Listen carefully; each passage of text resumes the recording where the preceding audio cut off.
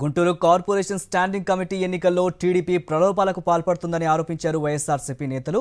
కూటమి నేతలు ప్రజాస్వామ్యానికి విఘాతం కలిగిస్తున్నారని మండిపడ్డారు. టీడీపీ నేతలు లక్షల రూపాయలు వైఎస్ఆర్సీపీ కార్పొరేటర్లకు ఎరవేస్తున్నారని ఆరోపించారు. అధికార దుర్వినియోగానికి పాల్పడుతున్నారంటూ ఫైర్ అయ్యారు వైఎస్ఆర్సీపీ నేతలు. చిత్రం నాకు అనిపిస్తుంది, ఎమ్మెల్యేలుగా గెలిచిన వాళ్ళు ఏం చేస్తున్నారంటే, ఏమన్నా కార్పొరేటర్ ఎవరన్నా ఉంటే ఆయన వచ్చి ఇక్కడ జాయిన్ అవ్వమంటలా వాళ్ళు ఇంటికి వెళ్ళిపోతున్నారు. ఇంటికి వెళ్ళిపోయి ఇంటికాడ కూర్చుని ఎమ్మెల్యే వస్తే కాదంటారా, ఇంటికాడ కూర్చుని బేరసారాలాడి వాళ్ళకి అండవలేస్తున్నారు. ఎక్కడ చూడలే నేను. ఒక కార్పొరేటర్ కోసం ఎమ్మెల్యేలు, ఈ కార్పొరేషన్లో 3 ఎమ్మెల్యేలకు సంబంధాలు ఉన్నాయి. ఈ 3 ఎమ్మెల్యేలు ఇళ్ళకి వెళ్ళిపోతున్నారు. ఎవరిళ్ళకి? వైసీపీ తరఫున గెలిచిన వారిళ్ళకి, ఫ్యాను గుర్తు మీద గెలిచిన వారింళ్ళకి, కార్యకర్తలందరూ కష్టపడి గెలిపించున్న వారింటికి,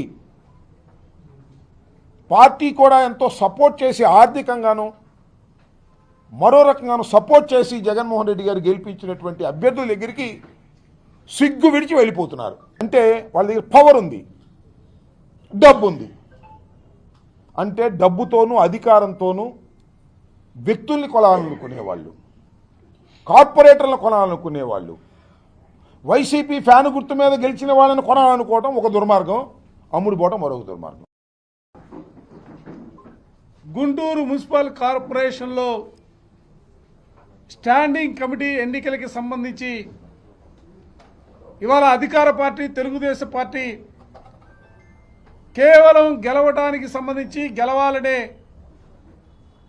దృక్పథంతో ప్రజాస్వామ్యాన్ని అపహాస్యం పాలు చేసే రీతిలో, ఎందుకంటే గుంటూరు నగరంలో ఎప్పుడు కూడా మున్సిపాలిటీగా ఉన్నప్పుడు కానీ కార్పొరేషన్గా ఉన్నప్పుడు కానీ ఇవాళ వరకు కూడా ఇప్పుడు కూడా కార్పొరేట్లని ప్రలోభ పెట్టే కార్యక్రమాలు కానీ,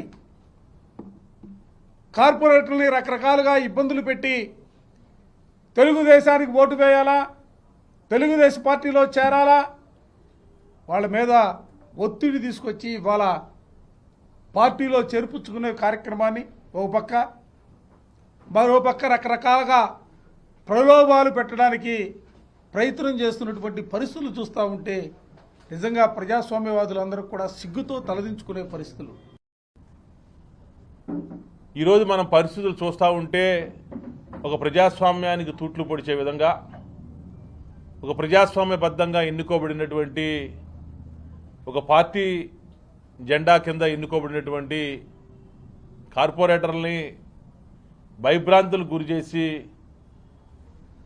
వాళ్ళని కూటమి వైపు అంటే తెలుగుదేశం పార్టీలోకి మళ్లించుకోవాలని చెప్పేసి వాళ్ళు చేసే ప్రయత్నం ఇది మంచి పద్ధతి కాదు అని చెప్పేసి కూడా నేను చెప్తా ఉన్నా. ఎందుకంటే ఇలాంటి చరిత్రలో ఎప్పుడూ కూడా గుంటూరు నగరపాలక సంస్థ అయినప్పటి నుంచి, అంతకుముందు మున్సిపాలిటీ దగ్గర నుంచి కూడా ఇలాంటి సంస్కృతి అనేది ఎప్పుడూ కూడా మేము చూడలేదు, మేము వినలేదు.